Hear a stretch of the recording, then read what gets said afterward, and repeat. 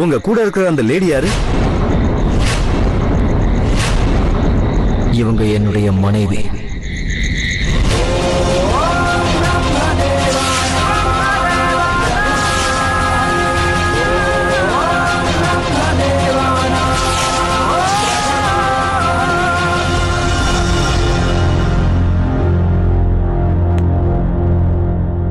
சீமானி, சஞ்சனாக்கும் அஞ்சலிக்கும் dress எல்லாம் மாத்தி விட்டுட்டேன். இப்ப அவங்க உள்ள விளையாடிட்டு இருக்காங்க.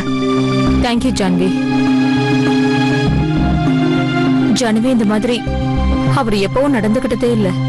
பிரேம் என்கிட்ட சொல்லாம கொள்ளாம எங்கேயும் போனதே இல்ல. இது ரொம்ப வினோதமா இருக்கு. அதுவும் இவ்வளவு நேரத்துக்கு போன் பண்ணாம இருந்ததில்ல. அண்ணா இத்தனை நாளைக்கு அப்புறம் வேலைக்கு போயிருக்காரு. ஏதாவது முக்கியமான மீட்டிங் கூட இருக்கலாம்ல. ஒரு போனும் இல்ல, மெசேஜாவது பண்ணலாம்ல.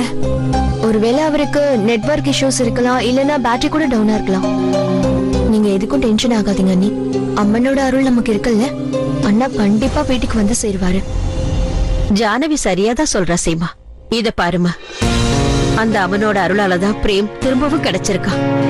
குழந்தைங்க தான் பத்திரமா வீடு வந்து சேர்ந்துட்டாங்கல்ல, பிரேமும் பத்திரமா வந்து சேர்ந்துருவான். அம்மாடி சீமா, இன்னைக்கு நவராத்திரியோட முதல் நாள் இல்ல.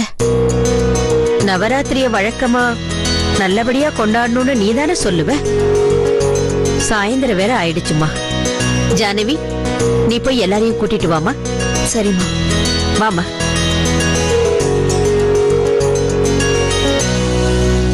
உங்க பேர் என்ன? ராஜா தர்மலிங்கம். நீங்க எங்க இருக்கீங்க? நான் சந்திரபுரத்து ராஜா. சந்திரபுரமா? அதெல்லாம் நான் முன்னாடி கேள்விப்பட்டிருக்கேன். இப்ப எங்க இருக்கீங்க? இந்த மாதிரிலாம் நான் யாரையும் கேள்விப்பட்ட. தேவையில்லாம எதுக்காக என்கிட்ட விசாரிச்சுக்கிட்டு இருக்கீங்க? உங்களுக்கு என்ன பைத்தியம் முடிச்சிருக்கா? நான் யாருன்னு உங்களுக்கு பார்த்தா தெரியல? சாயங்காலத்திலே தண்ணி அடிச்சுட்டு வண்டியை ஓட்டுறீங்களா? கான்ஸ்டபிள், சொல்லுங்க சார். மிஷின் எடுத்துட்டு வாங்க. Yes sir. நானும் பாக்குறேன். இந்த ஆள் குடிச்சிட்டு பைத்திய மாதிரி உளறான். நானு பாடம் கத்து கொடுத்தாதான் அடங்குவான் போல இருக்கு. உங்களோட முகத்தை இவ்வளவு கோவமா பார்க்கும்போது அது கூட எனக்கு ரொம்பவே பிடிச்சிருக்கு.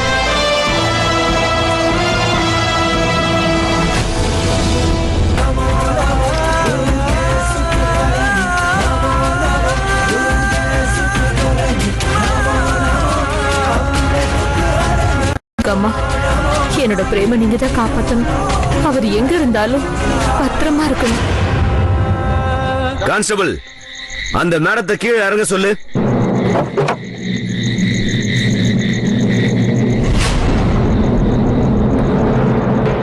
மேடம், கீழே இறங்குங்க. என் மனைவி கிட்ட இருந்து 2 அடி தள்ளி நின்று மீறினா ரொம்ப வருத்தப்படுவேன்.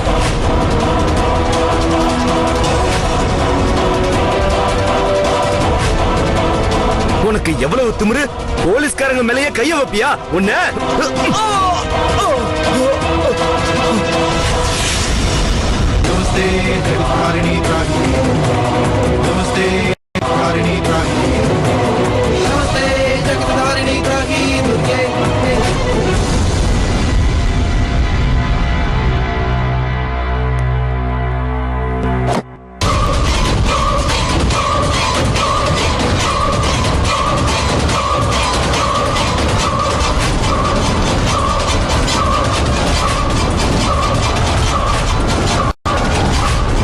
ஓவியம் எவ்வளவு அழகா இருக்கோ அந்த அளவுக்கு வெயிட்டாவும் இருக்குப்பா. சரி, அப்ப நான் கிளம்புறேன் ஜமீன்தார் ஐயா. ஆனா இப்ப யாரால நம்மளோட இந்த நல்ல நேரம் வீணா போச்சோ அவங்களுக்கு நிச்சயம் தண்டனை கொடுத்தே ஆகணும்.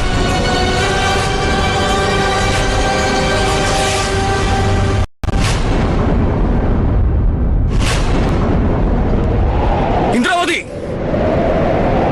இந்திராவதி, இந்திராவதி, நீ எங்க போன? திரும்பி வா.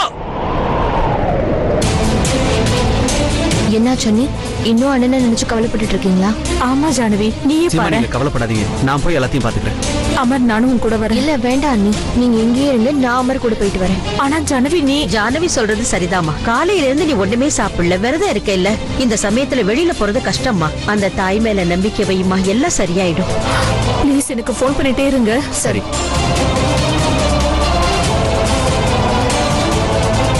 அவர் எங்க போனார்னு தெரியல, கவலையா இருக்கு. நீ கவலைப்படாம இரு சீமா.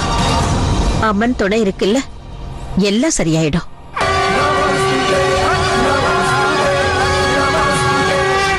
இந்திராவதி,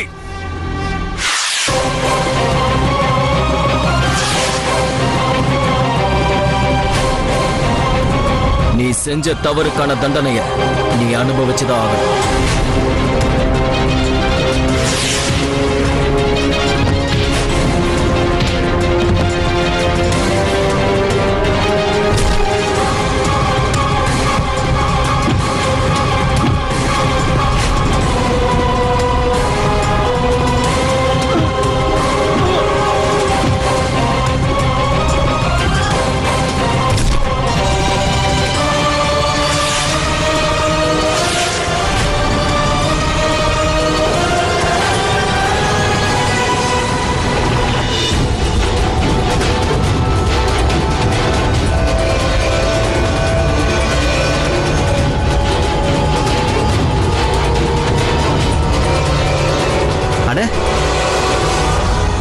இன்ஸ்பெக்டர் திவாகர், உங்களுக்கு என்னாச்சு?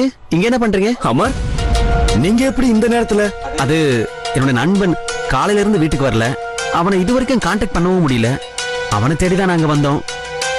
சரி, உங்களுக்கு என்னாச்சுன்னு முதல்ல சொல்லுங்க. இங்க இப்ப நடந்த அந்த சம்பவத்தை நீங்க உங்க கண்ணால பார்த்தா கூட நம்பவே மாட்டீங்க. என்னதான் ஆச்சு? இங்க ஒரு ஆளு காருக்குள்ள உட்கார்ந்து இருந்தான். அவனுடைய பேச்சும் செய்கையும் ரொம்ப வினோதமா இருந்தது. அவன் கூட ஒரு பொண்ணு இருந்தா. அந்த ஓவியத்துல இருந்த அந்த பொண்ணுதான். அவ பேரு என்னன்னா இந்திராவதி. என்ன?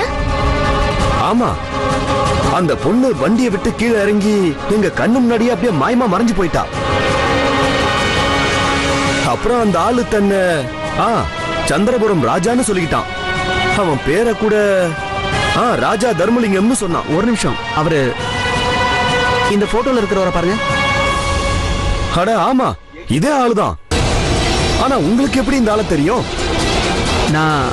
நான் தேடிட்டு வந்ததா சொன்னல, அவர்தான் இவரு. இவர்தான் என்னோட நண்பன் பிரேம் பரத்வாஜ். அமர், உன்னோட இந்த ஃப்ரெண்டு ஏதோ பெரிய பிரச்சனையில மாட்டிக்க போறாரு.